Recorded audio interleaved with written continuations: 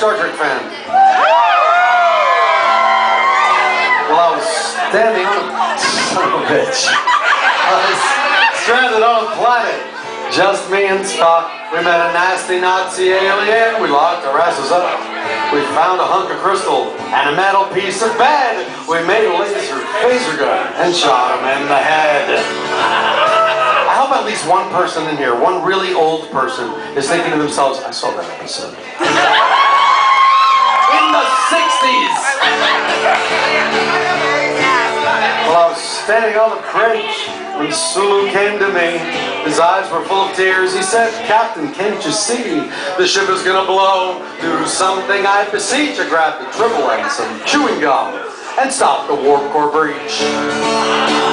And I said, bounce a graviton particle beam off the main reflector dish. That's the way we do things, lad. We're making shit up as we wish. Klingons and Romulans, they pose no threat to us. Cause if we find we're in a bind, we just make some shit up. In case you haven't figured it out, this song is about that moment at the end of every single Star Trek episode, every single Star Trek book, every single Star Trek film, where they're up against insurmountable odds and then they make some shit up. So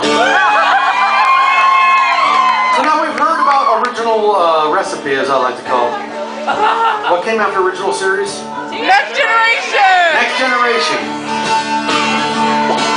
Well, I know he's just a child, and most think him a twit, but Wesley is the master when it comes to making up some shit. He's the guy you want with you when you go out in space. Just tell him, shut up, Wesley, if he gets in your face. If you're at a party on the Starship Enterprise and the karaoke player just plain old up and dies, set up a neutrino field inside a can of peas. Hold on to Geordie's visor and sing it to Data's knees.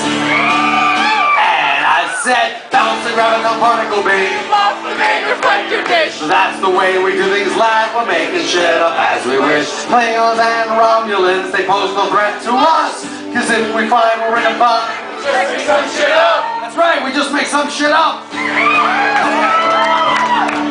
What came after Next Gen? Voyager, really? Were you in a coma? Did you eat too much of the spice melange and you folded space? Deep Space Nine.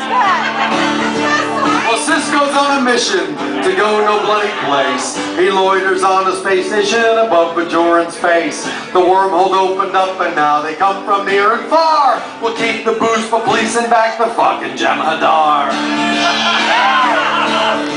And what is with the Klingons? Remember in the day, they looked like Puerto Ricans and they dressed in gold lame. Now they look like heavy metal rockers from the dead, with leather pants and frizzy hair and lobsters on their heads. And I said, bouncing out of the particle beam off the main reflector dish. That's the way we do things, lad. We're making shit up as we wish. Klingons and Romulans, they pose no threat to us. Cause if we find we're in a bind, we make some shit up. We just make some shit up. What came after Deep Space Nine? Voyager! Well, I was stuck on Voyager, pounding on the door, when suddenly it dawned on me I've seen this show before. Perhaps I'm in a warp bubble, slightly out of phase, because it was way back in the 60s. And they call it Deep in Space! That's right. When they called it Lost in Space. We were looking for a way to make the ratings soar, so we orchestrated an encounter with the Borg. Normally you'd think that would get us into shit, but this one's got a smashing ass and a lovely set of tits.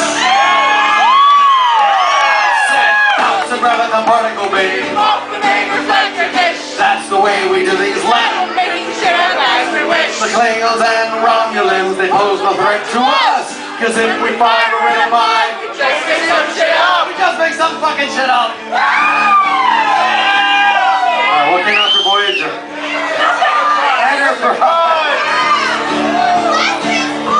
Well, then they made a new show, and it's called Enterprise. And It takes place 100 years before Kirk was alive.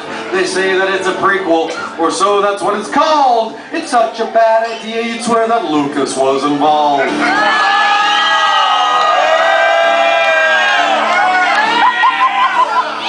They have a Vulcan female, but she's a nervous wreck.